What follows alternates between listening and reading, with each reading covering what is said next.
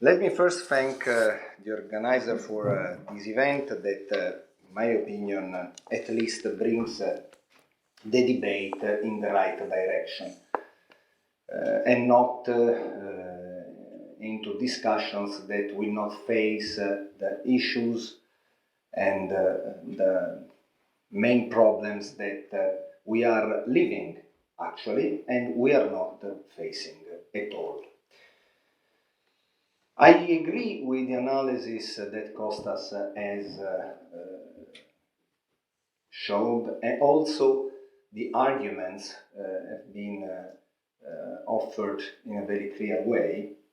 I will just offer 5 points, let's say, that can help you in widening a little bit your research, your piece of research. I will give you the title of these 5 points, and then I will go through these points also in a short way in order to give time to the debate. The first point is what I call the shadow currencies that still exist within the Eurozone after more or less year 2010. The second point is spread and competitiveness between the Eurozone member countries. The third point is the real exchange rate with some financial correction. The fourth point regards redenomination risk and default risk. And the fourth point regards target 2. I will start from the last one because it is easier and also closer to what Costas was saying, so it's also easier to follow the reasoning with some words without losing too much time. The point about the governing law, actually Costas was right. There are some articles very clear on these points that gives room to us to say that yes, we have 306 billion of euro of debt as Italy with respect to the Bundesbank, Bank of Italy, with respect to the Bundesbank on its dedicated cash account, but at the same time we know that these 360 billion of euro could be redenominated in new lira if we want to escape from the euro trap, just by using your words in a mixed way. There is the point that Costas was saying about the prejudice of other law, but if I remember correctly, when this regulation was written, the point was that at that time, the idea was that sooner or later we should have reached other unification, and so sooner or later with a European court that actually it exists, because if you think all the litigation related with the communication of the banking system issued the 1st of August 2013, you know that all these debate has been decided by the European Court in terms of the litigation of single country. Think about what we have lived actually when we try to save our banks from the burden sharing, losing actually. So I quite firmly believe that if a member country wants to leave the Eurozone, definitely they can face the problem of target 2 by using their new currency.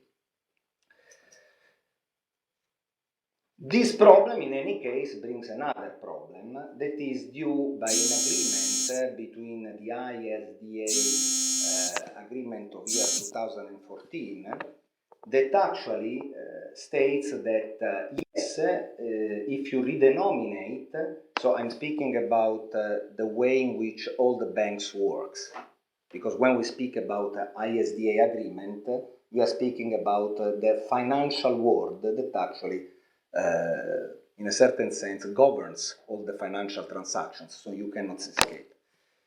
With this agreement, and that is one problem that actually ran from 2014 but is retroactive, This agreement states that, yes, you can redenominate.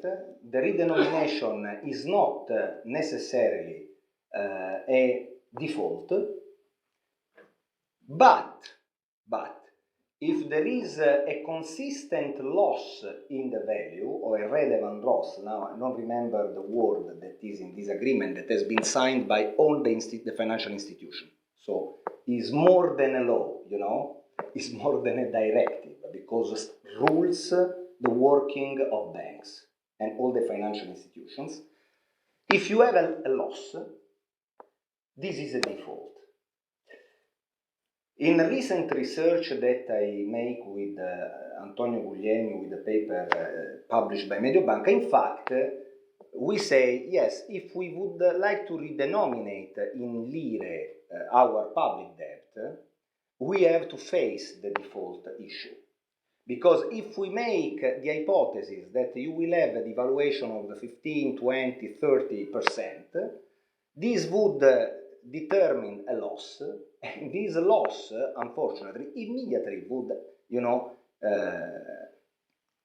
bring this clause, this rule of the loss that determines the default when you have a redenomination.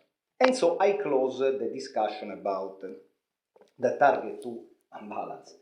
The problem within the target 2 banking system is how the default would have an impact, a government default on this debt. That is the point. Because if you have a default, not only a redenomination, obviously you would enter in a nightmare, or at least in some other issues that you have to face. Just one of these issues, for example, for Italy, but also Greece, we are in good company with Greece, is the derivatives that we have on our public debt.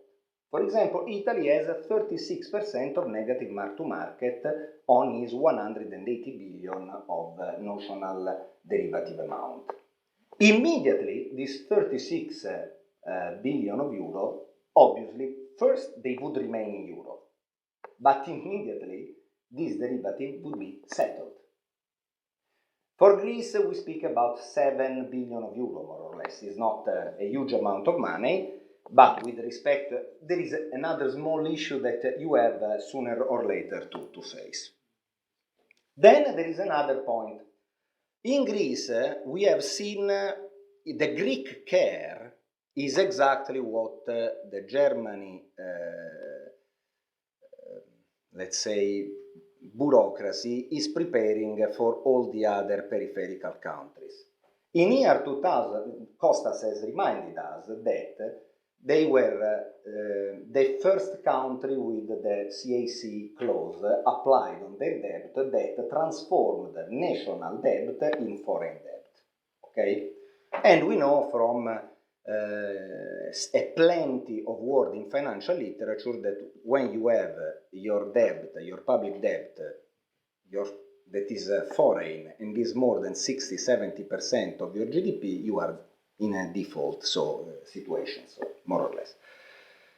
What they are studying now, and so this is not important for Greece, but it could be important if you want to widen your analysis also for other Eurozone member countries in order to show that what happens to your country is actually the care that somebody is preparing for all the Eurozone member countries in the future, under this new logic of the risk segregation instead of the risk sharing, that is the new word that defines the new architecture of the Eurozone after its creation in year 2000, is the fact that the present collective action clauses for the public debt that starting from January 2013 will be shortly, in my opinion, transformed in the CPC clause, the Credit Participation Clause. This is a proposal of Lars Feld that actually was presented some weeks ago. Under this clause, the debt cannot be redenominated. Forget it. So, whilst at the moment, the new public debt issued under the ESM CAC can be redenominated, but 25% plus 1 of holders of that debt can stop the redenomination.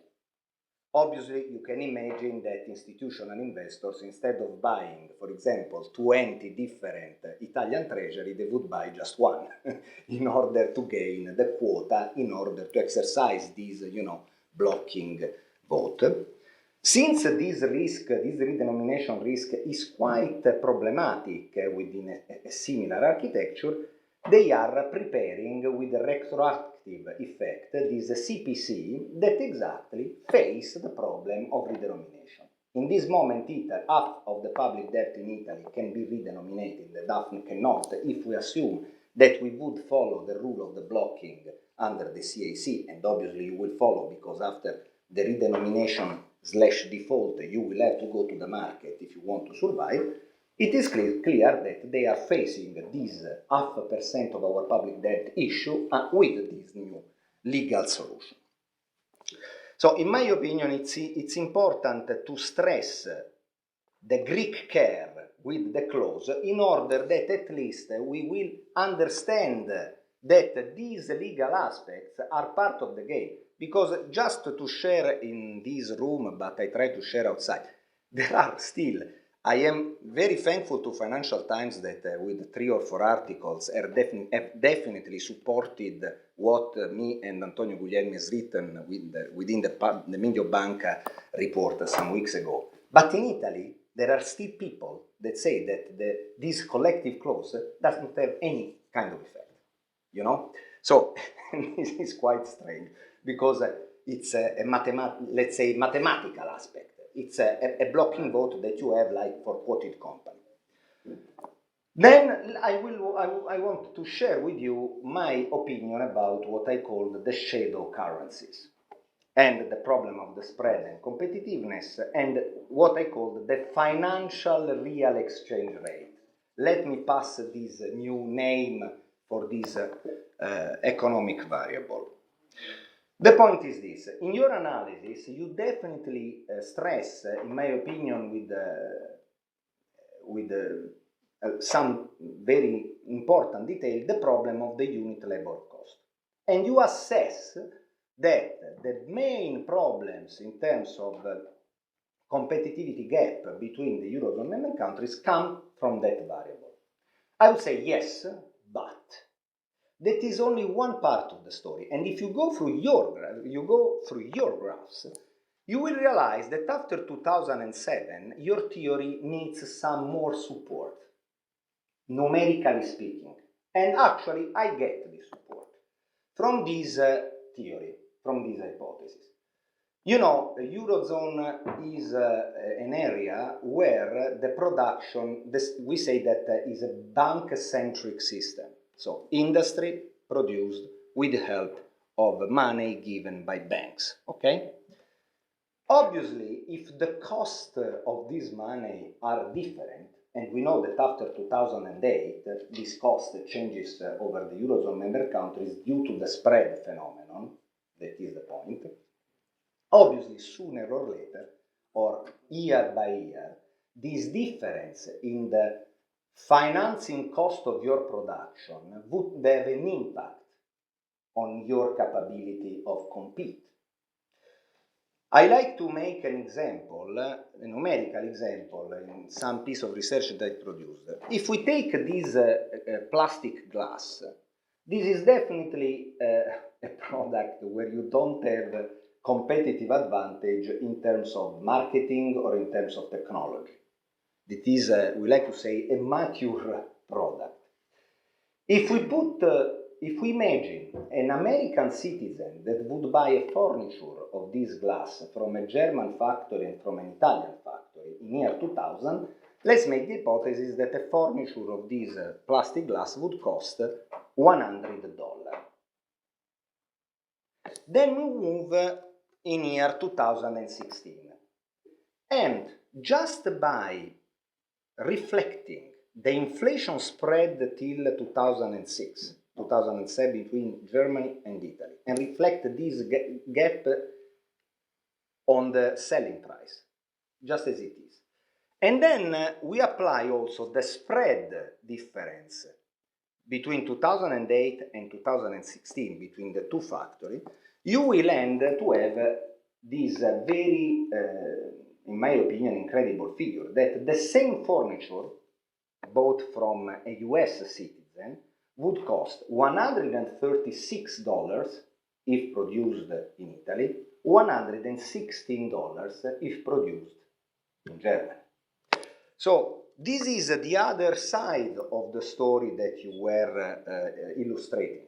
There is the problem of unit labor of cost that actually in Italy Renzi's government has tried to face with the Jobs Act by devaluating the cost of the working cost. Since you cannot work on the financing cost of your manufacturing, because these are defined outside by the market through the spread evaluation, you try to devaluate the working cost. And now I will come to the metric that I like to call the financial real exchange. We know that the real exchange rate between countries just reflects the inflation difference between. But if you try to treat the spread, that is an interest rate, like the inflation within this computation, you will end into the difference in the selling price of this plastic glasses furniture that I mentioned before. In synthesis, if we have lost 20% of our GDP in the last years, and you have lost more or less, I think, more than us, is because there are plenty of industry that are and works within in this mature system of goods, let's say, where the competitiveness is just based on price. And so wins who sell at the lowest price, and you cannot compete under this structure. You see, this macro idea, you can put this macro idea also in a micro way, you know, if you take the balance sheet of some of your companies in Greece that were working quite well till year 2000, 2002 in your case, and then that starts to suffer. If you see the difference in terms of financial cost, and you see how changes the structure between debt and liabilities, between the balance sheet and the final, structure, you realize what I am saying, also on a micro level. And now I finish with what I call the shadow currency. If we move, and this is another point that I don't want to say is missing your research, because your research moves on with a certain angle. I'm just advising you to open also these other angles because complete, in a certain sense, the picture. The real economy, let's call the financial economy, it's more or less 10 times the real economy, more or less, on average within the Eurozone. We know that in that field, in other words, the working on financial institution, the euro is no longer alive. It's no longer alive. Why this? First, because there is the collateral discrimination. If you go and try to make a repo transaction by using an Italian treasury or a Greek treasury, you are treated differently if you use a German treasury. A German treasury can be used, and this is only the first part of the story. So if you use a German treasury, they give you more money with the repo transaction than in the case, for example, of the Italian treasury that they give you definitely less. After the fourth rating agency has, declassed our debt, if we go in front of our mother, the European Central Bank, they give you 90 over 100 if you use your Italian treasury as a collateral, they give you 99 over 100 if you use a German bond. But there is another part of the story in the financial economy, not the real economy, that a German bond can move 8 times within a repo transaction. Is a turnover within the interbanking settlement. The Italian treasury more or less 3 times. I think that the Greek treasury can move just one in one transaction, and that's all, maybe with a discrimination of 60 over 100 of its value. So what I'm saying is that the spread, that actually is a contradiction in terms for a currency area, actually is represented within the financial system a sort of shadow exchange rate between countries. Because why I'm saying this? Okay, I can take a coffee more or less in Madrid, in Rome, in Paris, and maybe with €1 I will pay the coffee. This is the real economy, there is no spread. But if my banking system and all its transactions are discriminated, and the spread can be used as the main metric of the discrimination, just to realize what is going on, that is definitely a shadow exchange rate between the working of the banking system. And by making some quantitative transformation, I've tried in some piece of my research to project after the breaking of the euro, what I call the breaking of the Eurozone within the financial world in year 2008, to quote this exchange rate shadow. Obviously, is the difference between the two CDS spread, between, for example, Italy and Germany, France and Germany, Spain and Germany, and this metric represents exactly this shadow exchange rate between financial economy. The last piece that I would advise regards, within the redenomination risk, to try to see also some other piece of information related with how the market quote this redenomination risk, for example, with respect to restructuring of the debt. For example, if you take in this, again, the 1 minute, finished. Again, with respect to the ISDA rule, in year 2014, it changes the rule also for the CDS market, and they have decided that the redenomination risk is part of the game for the default, for the reasons that I told you before. If you study the difference between the old CDS and the new CDS, you immediately would realize that the market, for example, is quoting a redenomination risk for Italy about 10%, a redenomination risk implied probability for Germany between 3 and 6%. What is interesting is that for Greece, if you try to apply that rule, there is no metric because there is no way of redenominating the debt. So you have a sort of, counter-proof of this theory. In my opinion, if you want, obviously, to follow these advices, if you try to stick in your research this pure financial consideration, I think that your piece of research could become, as you are trying to do, and this is definitely a good thing for us because it adds to the debate, something very strong in order to face whoever is trying to say that the problem is not the euro.